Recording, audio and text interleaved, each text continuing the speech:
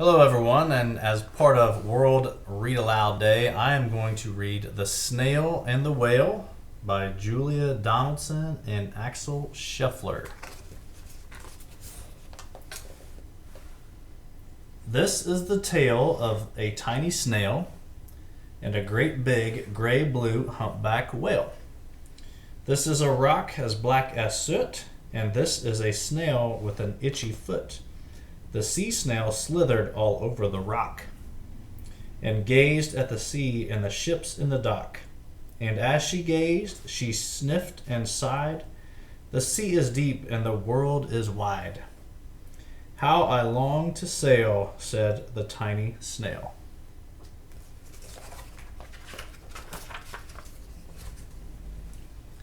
These are the other snails in the flock, who all stuck tight to the smooth black rock, and said to the snail with the itchy foot, "Be quiet, don't wiggle, sit still, stay put." But the tiny sea snail sniffed and sighed, then cried, "I've got it, I'll hitch a ride." This is the trail of the tiny snail, a silvery trail that looped and curled, and said, "Ride wanted around the world."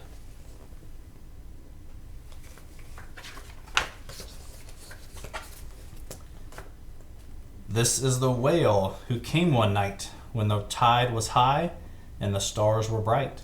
A humpback whale immensely long, who sang to the snail a wonderful song of shimmering ice and coral caves and shooting stars and enormous waves. And this is the tale of the humpback whale.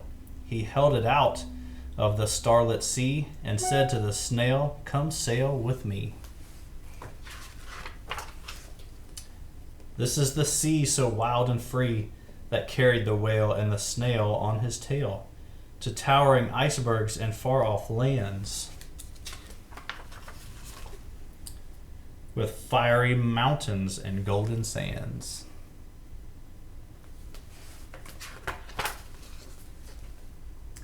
These are the waves that arched and crashed, that foamed and frolicked and sprayed and splashed the tiny snail on the tail of the whale.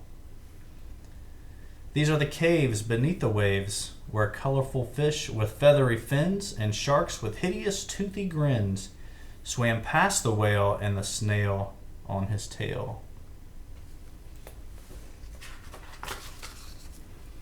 This is the sky so vast and high, sometimes sunny and blue and warm, sometimes filled with a thunderstorm, with zigzag lightning flashing and frightening the tiny snail on the tail of the whale.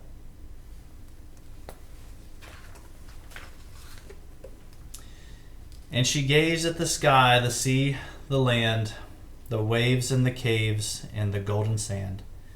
She gazed and gazed, amazed by it all, and she said to the whale, "I feel so small."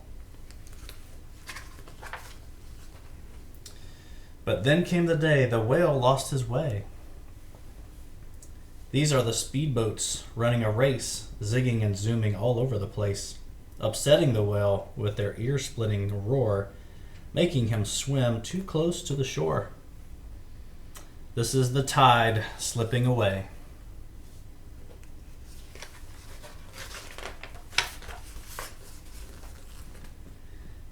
And this is the whale lying beached in a bay. "Quick, off the sand, back to the sea," cried the snail. "I can't move on land, I'm too big," moaned the whale.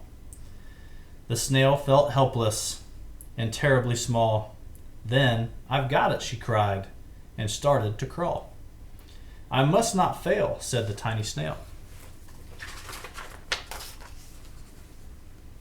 This is the bell on the school in the bay, ringing the children in from their play. This is the teacher holding her chalk, telling the class, "Sit straight, don't talk." This is the board as black as soot, and this is the snail with the itchy foot. A snail, the teacher turns pale. "Look," say the children, "it's leaving a trail." This is the trail of the tiny snail, a silvery trail, saying, "Save the whale."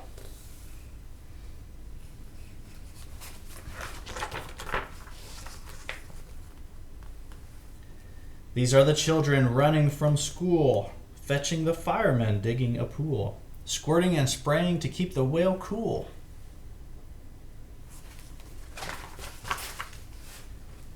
This is the tide coming into the bay, and these are the villagers shouting hooray as the whale and the snail travel safely away.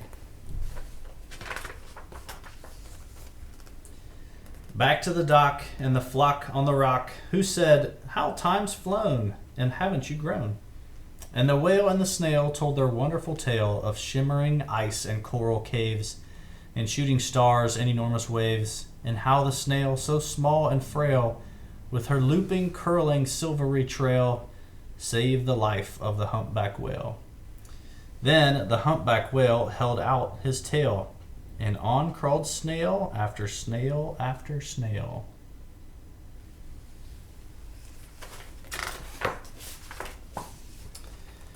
And they sang to the sea as they all set sail on the tail of the gray-blue humpback whale. The end. The Snail and the Whale.